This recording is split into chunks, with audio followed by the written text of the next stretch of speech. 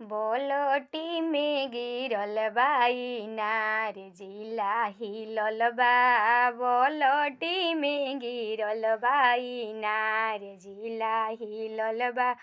सायावा पर राम राम सोड़िया पर राम राम बेलाउज पर सैया जी के ना जिला हिलल बा। बेलाउज पर सैया जी के ना जिला हिलल बा। बोलटी में गिरल बाई ना जिला हिलल बा।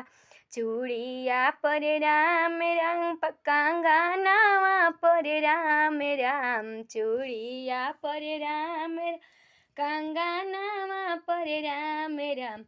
अरे बिंदिया पर सैया जी के नाम जिला हिलल बा। बिंदिया पर राजा जी के नाम जिला हिलल बा।